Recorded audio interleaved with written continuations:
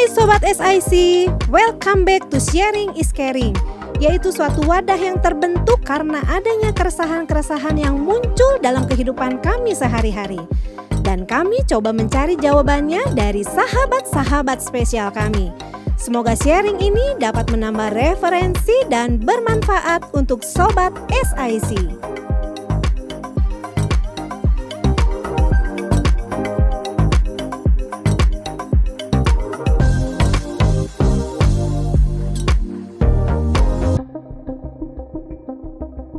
Banyak gereja yang saat ini hanya diisi oleh orang-orang tua saja, dan atau ada kendala dalam regenerasi usia muda, baik dalam hal pelayanan maupun dalam kegiatan ibadah. Bahkan, ada di beberapa tempat yang gereja itu sudah mulai kosong. Sebenarnya, apa yang menyebabkan hal itu terjadi? Apa yang dapat dilakukan untuk meningkatkan kualitas generasi muda saat ini? Simak, nonton, dan jangan lupa subscribe, komen, like, dan share ya! Nah, dari apa yang Koko ceritakan tadi itu muncul pemikiran-pemikiran. Jadi, sekarang ini kan berdasarkan info yang beredar, kok banyak sekali gereja-gereja itu yang susah beregenerasi. Nah, mereka tuh kehilangan penerus, dan kebanyakan itu yang ada di dalamnya orang-orang yang istilahnya sudah senior, yang terus. Nah, aku pengen tahu, nah, apakah ada pengaruhnya dengan bidang Koko saat ini ya di church planting itu dengan kondisi yang seperti itu sekarang? Oke, thank you.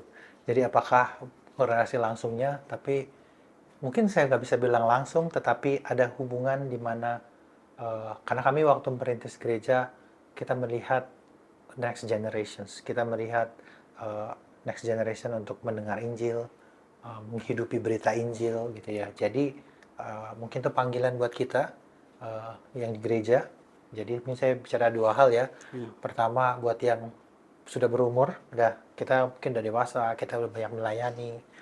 Tuhan memanggil kita untuk bisa engage atau kita melibatkan diri, membangun hubungan dengan bukan hanya sesama kita, tetapi kepada generasi berikutnya. Kita perlu belajar mengerti apa sih tantangan-tantangan mereka. Karena kita bisa mudah aja menjudge mereka yang lebih muda. Oh, kamu terlalu lembek. Oh, saya dulu lebih susah. Saya pelayanan lebih nggak enak, lebih punya tantangan gitu. Tapi mereka punya tantangannya sendiri. Kita perlu belajar mendengar. Dan di sisi kita yang dewasa, yang udah berumur secara rohani, kita harus secara sengaja membawa next generations di dalam mungkin waktu kita ya melayani, membangun. Kadang saya suka bawa next generation untuk ya makan siang bareng dengan generasi yang lebih tua gitu, ngobrol, belajar mendengar gitu ya. Di sisi yang lain, saya mau mendorong teman-teman yang mungkin adik-adik yang masih muda, masih teenager, yang masih kuliah gitu ya. Seringkali kita bisa berpikir, wah yang orang tua tuh nggak ngerti kita, kamu nggak ngerti lah, nggak kurang high tech, kurang ini gitu ya. Tapi kita perlu juga merendahkan hati kita untuk belajar mendengar hikmat yang Tuhan udah kasih sama mereka. Saya mungkin boleh katakan saya di tengah-tengah ya, ada generasi yang membimbing saya, yang mementor saya, tapi saya juga sekarang mementor yang di bawah, yang lebih muda, yang masih mahasiswa juga, dan itu membutuhkan kerendahan hati kita semua, multi generasi, di mana yang muda kita menghargai anugerah Tuhan bagi generasi di atas kita, tapi kita juga percaya ada anugerah Tuhan untuk kita menjalani panggilan Tuhan sebagai generasi berikutnya. Jadi gereja dipanggil untuk kita menjadi multi generasi, berkelanjutan, berkesinambungan, dan nilai-nilai yang Tuhan taruh untuk kita terus lanjutkan kepada generasi berikutnya. Baik. Nah, kok menurut Koko sendiri sebenarnya seberapa penting sih peran next gen itu untuk regenerasi gereja? Oke. Kalau ditanya seberapa penting next gen untuk generasi gereja, ada satu, saya nggak ingat presentasinya, tapi dia bilang, the young people hold 70% of our society, but they are 100% our future. Jadi mereka benar-benar masa depan yang Tuhan taruh. Dan saya selalu bilang sama student-student yang saya jangkau, yang saya muridkan, saya bilang saya tidak melihat kamu future leader, Saya melihat kamu, today is you are a leader. Saya mau kamu stand together with me, menanggung beban pelayanan bersama-sama, menerima panggilan Tuhan bersama-sama. Dan saya percaya Tuhan pakai kamu di masa sekarang. Jadi ya tentu punya banyak kelemahan, punya jiwa muda gitu ya. Tapi di antara semuanya kita bisa mempercayai Roh Kudus yang ada di dalam hati mereka. Jadi buat kita gereja, gereja akan terus bertumbuh, gereja akan terus berjalan selama kita terus menjadi komunitas dan juga menjadi komunitas yang terus membawa the next generations di dalam apa yang Tuhan panggil buat kita. Semoga ini menguatkan saudara-saudara semua bahwa Anda yang masih muda, Anda bagian panggilan Tuhan buat jemaat di mana Anda berada. Dan kita yang lebih berumur, kita melihat bahwa ini serius. Kita nggak melepaskan tongkat kepemimpinan waktu kita udah masuk ke kubur gitu ya, masih dipegang ini tongkat kepemimpinan gitu ya. Tapi kita bawa mereka, ayo kita lari sama-sama. Kalau kita nonton lari estafet itu, tongkat estafetnya diberikan, nggak yang satu habis ditaruh gitu, terus udah dia diam aja kan, dia lari dulu kan. Akhirnya mereka berlari bersama, tongkat estafetnya nggak ditaruh terus diambil. Tongkat estafetnya ditaruh di tangan next pelari berikutnya, dan kita larinya sama. Ada waktu di mana kita berlari bersama-sama untuk menggenapi panggilan Tuhan. Amin. Nah, kok ini aku ada muncul pertanyaan sedikit ini mah.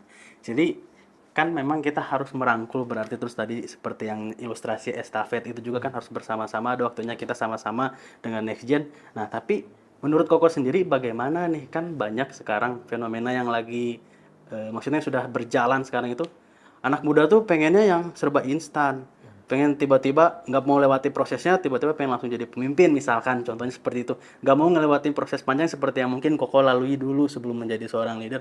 Nah, itu tuh gimana? Karena kan sepertinya hampir semua, maksudnya kita tidak pukul rata, cuman hampir sebagian besar anak muda zaman sekarang itu kan mereka maunya yang pengen ini langsung ada, langsung jadi seperti itu, serba instan, nggak mau lewati proses. Nah, menurut Koko sendiri tanggapannya bagaimana dan apa yang bisa diupayakan bagi kita supaya nanti kita tahu nih, untuk menghandle anak-anak muda itu seperti apa, seperti itu. Baik, mungkin kalau saya tarik mundur sedikit, sekarang kita budayanya kayaknya instan gitu ya. Di satu sisi setiap generasi punya konteks budayanya masing-masing. Saya konteks budaya di mana dengar musik itu pakai kaset, ya kan? Kalau udah habis mau mundur lagi mesti di rewind dulu, gitu kan, mundur. Tapi terus pada muncul CD gitu kan, ya kita bisa loncat. Tapi sekarang mau lagunya apa udah tinggal playlist gitu kan. Kita punya konteks budaya yang berbeda-beda. Dan di dalam setiap budaya itu tidak semuanya buruk ya, tapi ada budaya di mana hal itu menghalangi kita untuk berjalan menggenapi panggilan Tuhan. Dan itulah di mana kita harus melihat konteks budayanya dan kita bisa bersama-sama melihat panggilan Tuhan dan menggenapi itu. Di satu sisi instan ya sepertinya kok kami gampang banget gitu ya. Tapi pada akhirnya biarin mau muda mau tua kita mengalami proses pembentukannya Tuhan. Kadang prosesnya lebih lama, kadang bisa lebih cepat. Saya boleh bilang generasi-generasi muda yang instan, waktu proses perjalanan imannya Tuhan juga pakai dan bentuk mereka. Jadi ketimbang saya lihat, mereka instan ini kurang gini ya, saya lebih lihat apa yang mau Tuhan kerjakan lewat generasi muda yang ini. Sekalipun instan, ya pada akhirnya mereka juga akan ngalamin kok pembentukan. Tuhan punya anugerah buat mereka. Saya teringat ada beberapa misionaris yang pergi memberitakan Injil itu naik kuda gitu ya, di mana perlu 8 hari 10 hari dari satu kota ke kota yang lain. Sekarang kita naik mobil 2 jam, naik pesawat terbang kan cepat ya gitu ya. Apakah itu buruk atau baik, kita nggak tahu, tetapi kita ada anugerah, artinya lebih cepat kita bisa sampai. Tapi setiap generasi punya konteksnya. Jadi kalau saya melihat generasi muda punya konteks, dan kita yang lebih tua, kita belajar melihat apa sih konteks budaya mereka. Karena berita Injil, kuasa Injil, seperti yang Paulus bilang, aku tidak malu terhadap berita Injil, karena itu adalah kekuatan Allah yang menyelamatkan. Karena buat next generation, eh, yang terpenting kalau buat saya, untuk mereka mendapatkan berita Injil. Apapun konteks budaya mereka, waktu mereka menemukan Kristus, proses yang mereka jalanin, mau kayaknya lebih cepat mungkin ya, tapi Tuhan punya proses sama mereka. Mari kita percaya itu. Amin. Betul. Baik, kita harus percaya proses berarti ya kok ya. Nah, ini sebelum kita mengakhiri podcast kita kok, aku mau minta tips dari Koko untuk kita nih sobat-sobat SIC yang nonton juga, sebagai saya juga pribadi, bagaimana sebagai anak muda atau yang berusia muda tetap menjaga kualitas hidup kita tuh lebih baik gitu, supaya tetap bisa berjalan di dalam jalan Tuhan sebagai anak muda. Kan banyak sekarang mah godaan atau gangguan yang menyerangnya tuh ke anak muda kan kok. Nah, mungkin tips dari Koko bagi kita, boleh sharing. Oke, kalau mungkin saya nggak tahu apakah ini bisa tips ya. Mungkin udah bosen gitu kalau dengernya, tapi kira-kira kita diselamatkan karena berita Injil, Amin. karena Kristus mati bagi kita, dan itu bukan tiket masuk, gitu ya. Setelah itu terserah kamu, gitu ya, bukan. Iya. Itu tiket masuk, tetapi juga bukan cuma bisa masuk dalam kerajaan, tapi kita menghidupi berita Injil itu di dalam kehidupan kita. Nah, saya mau mengajak teman-teman anak muda untuk mengerti aspek-aspek berita Injil di dalam kehidupan kita. Betapa kita berdosa, betapa kita tidak sanggup, betapa kita memang dengan kekuatan kita tidak bisa mengubah diri kita sendiri, apalagi orang lain.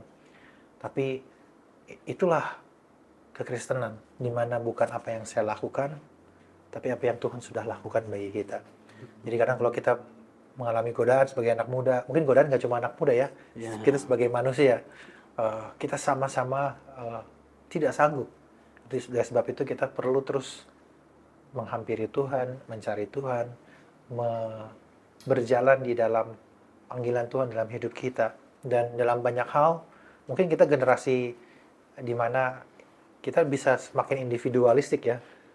Dulu belajar kan kita harus ketemu orang gitu. Sekarang kan cuma tinggal klik aja gitu kan.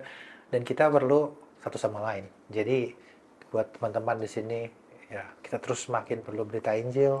Kita perlu juga untuk terus berinteraksi satu sama lain, menguatkan. Karena kita perlu datang sama teman kita bilang, aku perlu berdoa, aku perlu didoain, tolong kita berdiri bersama-sama. Itulah panggilan yang Tuhan berikan buat kita. Saya percaya sewaktu kita terus semakin dalam di dalam pengenalan akan berita Injil, akan apa yang Kristus sudah lakukan bagi kita, kita akan terus bertumbuh di tengah-tengah keadaan dunia yang tidak mengenal Tuhan, dan bahkan terang Kristus semakin terang di tengah-tengah dunia. Amin. Baik, terima kasih banyak kok untuk penjelasan dan waktunya juga sudah mau mampir ke sini dan membagikan berkat bagi saya dan juga bagi sobat-sobat SIC di rumah ya. Nah, dari obrolan kita, dari diskusi kita tadi, kita sudah mendapatkan beberapa kesimpulan. Ya kok, yang pertama itu, melayani itu adalah dipilih oleh Tuhan, bukan kita yang memilih untuk melayani Tuhan. Lalu yang kedua ada, jadilah sahabat untuk siapa saja, jangan memilih siapa yang akan menjadi sahabat kita. Lalu ada lagi, jangan paksakan waktu Tuhan agar menjadi waktu kita. Nah, selanjutnya, jadilah gereja yang bisa menjadi multi generasi, baik ke generasi senior maupun generasi muda. Nah, lalu yang kelima, ingat, kalian usia muda atau next generation memegang peran penting regenerasi dalam kehidupan ke depan. Jadilah berkualitas. Lalu nikmati dan lalui prosesnya agar dari situ kita belajar menjadi kuat. Dan yang terakhir, selalu dekat dan serahkan hidupmu kepada Tuhan agar sukacita dan damai sejahtera yang melingkupi kehidupan kita. Baik, nah ini aku mau disclaimer dulu. Sebelumnya, obrolan ini muncul dari kami, orang-orang yang tidak sempurna, dan pandangan-pandangan dari sahabat SIC yang, nah mungkin kalian memiliki pandangan yang berbeda. Tapi semoga apa yang kita obrolkan di sini, apa yang kita diskusikan di sini bisa menjadi insight baru dan kalian nanti memiliki point of view yang baru juga. Baik kok, nah kita mau akhiri podcast kita. Nah seperti biasa kita punya jargon kok ya. Jadi kita sebutkan sama-sama, aku kodein di Bikesnya ya kok ya. Baik, 1, 2, 3. Bikes, sharing is caring, dari Sukabumi sampai ke ujung bumi. Thank you.